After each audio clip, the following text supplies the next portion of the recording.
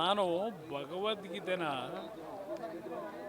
ಪಠ್ಯಪುಸ್ತಕಕ್ಕೆ ಮಕ್ಕಳ ಒಂದು ಬದುಕೇನಿದೆ,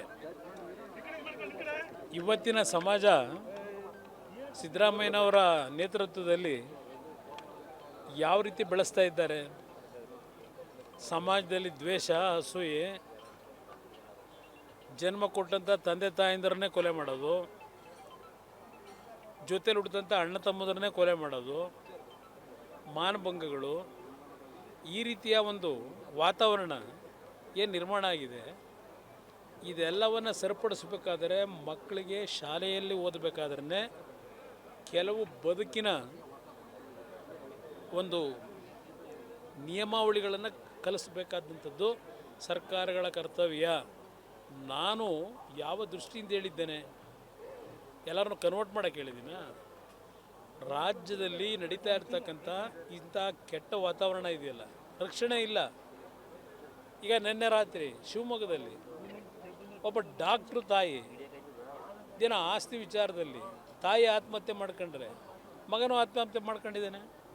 ನೆನ್ನೆ ನೀವು ಟಿ ವಿಲಿ ಹಾಕಿ ತೋರಿಸ್ತಾ ಇದ್ದೀರಿ. ಇಂಥ ವಾತಾವರಣವನ್ನು ತಿಳಿಗೊಡಿಸ್ತಕ್ಕಂಥದ್ದಕ್ಕೆ ಈಗಿನ ಸಮಾಜ ಭಾಳ ವೇಗವಾಗಿ ಬೆಳೀತಾ ಇದೆ. ಆದರೆ ಆ ವೇಗಕ್ಕೆ ಪರ್ಯಾಯವಾಗಿ ನಮ್ಮ ಮೂಲ ತಾಯಿ ಹೃದಯ ಅಂತಕ್ಕಂಥದ್ದು ಇದೆಯಲ್ಲ, ಅದು ಯಾವುದೂ ಇವತ್ತಿಲ್ಲ. ಅದು ಮತ್ತೆ ಮರುಕಳಿಸಬೇಕು ಅಂತಕ್ಕಂಥ ದೃಷ್ಟಿಯಿಂದ ಹೇಳಿದ್ದೇನೆ ಹೊರತು ಸಿದ್ದರಾಮಯ್ಯನವ್ರು ಹೇಳೋ ಪ್ರಕಾರ ಅದೇನೋ ಅದೆಂಥದ್ದು ಮನೋವಾದಿ. ನಾನು ಚಿಕ್ಕ ಮಗುವಿಂದ ನೋಡಿದ್ದೀನಿ ಅವತ್ತಿನ ಸಮಾಜ ಹೇಗಿತ್ತು, ಆಗ ಏನೋ ಒಂದು ಬಾಂಧವ್ಯ, ಒಂದು ರೀತಿಯ ಅನುಬಂಧಗಳು ಯಾವ ರೀತಿ ಇತ್ತು, ಇವತ್ತು ಎಲ್ಲಿಗೆ ಬಂದಿದ್ವಿ. ಇದನ್ನು ಸರಿಪಡಿಸ್ತಕ್ಕಂಥ ದೃಷ್ಟಿಯಿಂದ ಇದೆಲ್ಲವನ್ನು ಕಲಿಸಬೇಕು ಅಂತಕ್ಕಂಥದ್ದು ನಾನು ಹೇಳಿದ್ದೇನೆ ಹೊರತು ಅದು ಬಿಟ್ಟು ಅದೇನೋ ಮನೋವಾದಿಯ ಕಡೆಗೆ ಎಲ್ಲರನ್ನೂ ಕರ್ಕೊಂಡು ಹೋಗ್ಬೇಕು ಅಂತ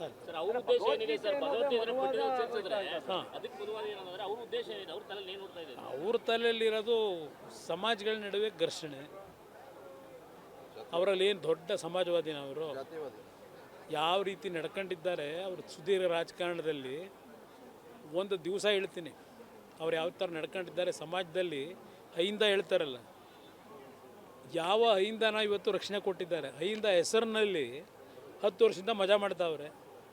ಅದು ಬಿಟ್ಟು ಏನು ಮಾಡೋರು, ಏನು ಅಹಿಂದಾಗೆ ಕೊಟ್ಟಿರೋ ಕೊಡುಗೆ ಏನು? 8 ವರ್ಷ ನೀವು ಸಿ ಎಮ್ ಇದ್ದೀರಲ್ಲಪ್ಪ, ಅಹಿಂದದ ಸಮಸ್ಯೆ ಎಷ್ಟು ಬಗೆಹರಿಸಿದಿರಿ? ನಿಮ್ಮ ಸೀಟ್ಗೋಸ್ಕರವಾಗಿ ಅಹಿಂದ ಹೆಸರನ್ನು ಉಪಯೋಗ ಮಾಡ್ತೀರಿ. ಅಹಿಂದದಲ್ಲಿ ಎಷ್ಟು ಸಣ್ಣ ಸಣ್ಣ ಸಮಾಜಗಳಿದೆ, ಆ ಸಮಾಜಕ್ಕೆ ನಿಮ್ಮ ಕೊಡುಗೆ ಏನು? ನೀವು ಯಾರಿಗೆ ಏನು ಕೊಟ್ಟಿದ್ದೀರಿ? ಟಾಪ್ ಪ್ರಿಯಾರಿಟಿ ಯಾರಿಗೆ ಕೊಟ್ಟಿದ್ದೀರಿ? ಸತ್ಯ ಹೇಳ್ತೀರಾ?